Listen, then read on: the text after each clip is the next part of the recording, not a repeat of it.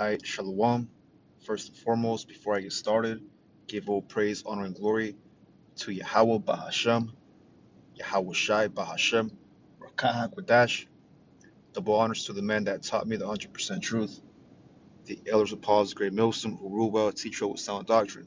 So, yeah, in this lesson, I'm just going to go briefly into finishing a previous lesson where the demons was hindering, because yesterday, through the spirit, me and a beloved brother, we were going live into four things to know, having the knowledge of the war between Amalek and ancient Persian, the ancient Persian Empire. They're back in their lot, which today would be the Iranians, man, that same power that took down the Babylonians around 500 and this was 540, 530 BC, before Yahweh's era.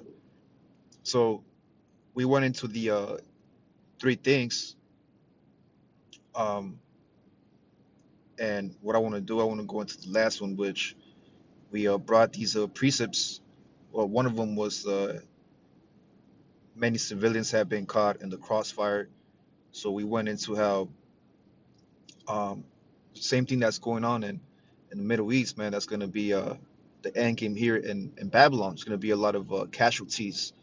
We're going to be even us brothers, man. We're going to be in the midst, okay, of crossfires, because we are those civilians. And then number two, destroying all of Iran's nuclear sites won't be easy, man. Yeah, because Iran is highly protected, okay, by the left side, via different allies. Matter of fact, just to briefly let your brothers know who are the allies of Iran. It says Iran's key allies in 2025 primarily consist of a network of regional paramilitary and political groups. They got Lebanon, Yemen, okay, they got Syria, and this is right here, global allies, Russia and China, man, North Korea. Come on now, that's why NATO, NATO and the EU are like, hey, to hell with Babylon, man. The whole reason why NATO was created, man, it was to stop Russia from spreading his power structure. But now since Russia's getting strong, it's gathering more blessings on the left side. Moab now it's a ally. Moab, North. These are all freaking opponents, rivals of Babylon, man. So Iran, if Babylon goes in, man, you know, goes out there and tries to help Amalek against Iran, man, they're through. See, so it's hard for Amalek to take down um, Elam because Iran now has global allies, man. Hey, let the weak say I am strong. So number three, Israel's endgame is unclear. So the end game, we understand the end game is nuclear war, man. So number four, the U.S. could be drawn in. So there you go, the U.S. can be drawn in. And I just wanted to get this precept back here, Joel, the third chapter,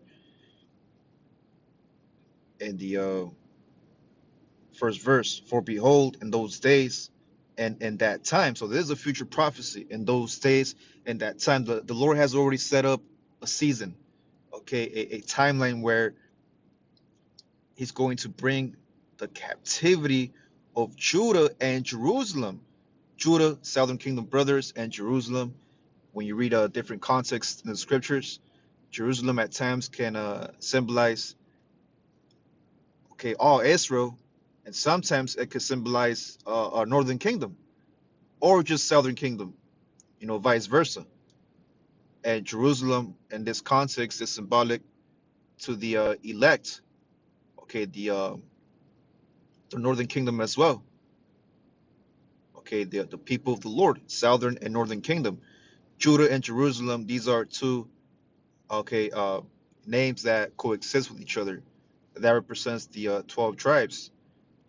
Verse 2, I will also gather all nations. You see, so the question is, okay, understanding the U.S. could be drawn in. And yeah, the answer is yes, 100% sure that Babylon the Great will be joined, okay, to the valley of Yahweh Shaphat. The Lord said that he will gather all nations, man, all these elite power structures, military structures will be gathered and will be brought down into the valley of Yahweh Shaphat, okay, which is the valley of judgment, the valley of the Lord's judgment, where the Lord's going to decide the end game, and will plead with them there for my people. See, so matter of fact, let me get a precept. Many kings have I destroyed. This is in Ezra's. Yep, second Ezra's 1 and 10. Many kings have I destroyed for their sakes. Pharaoh with his servants and all his power have I smitten down. So the Lord, the reason why the Lord, man, he's gonna bring Babylon and Russia, North Korea, NATO, EU, Iran. The reason why he's gonna bring them out there in the Middle East by, I believe this is Turkey, by the Euphrates River. The reason he's doing that, man, is for us, Akim, wa Akwath, for the kingdom's sakes. That's why the Lord took down these ancient empires. That was because he loves us, man. And this is a beautiful thing. And will plead with them for my people and for my heritage Israel, whom they have scattered amongst the nations, man. So, hey, man, the Lord set it all up.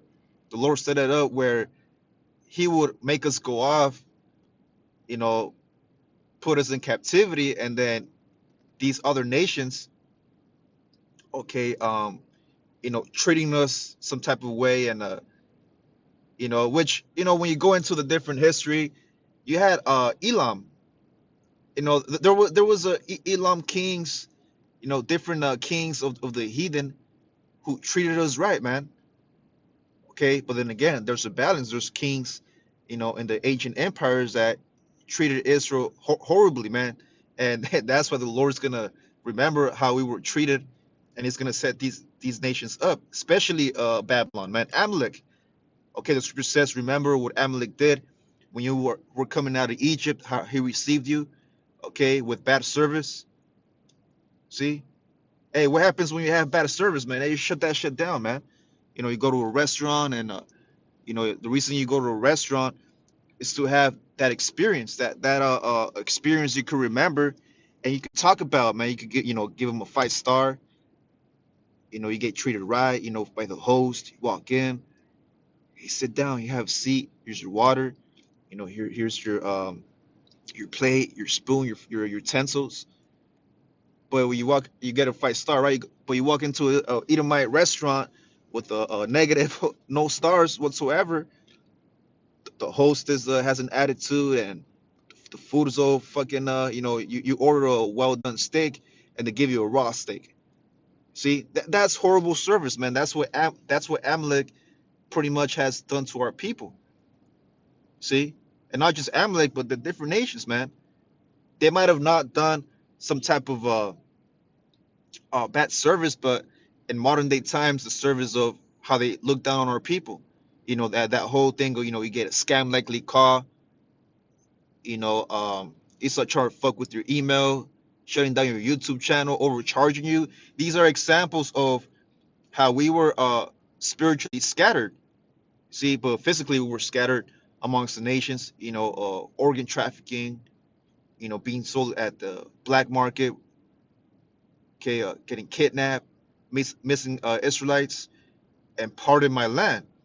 And they have cast lots for my people, and have given a boy for an harlot, and sold a girl for wine that they might drink. Yeah, and yeah, that's slavery, man. Slavery is still happening now with our people. All these missing children, all these missing young adults, okay, missing parents, being put in concentration camps, being sold to different nations. Hey, even us our information, our data, Hakim.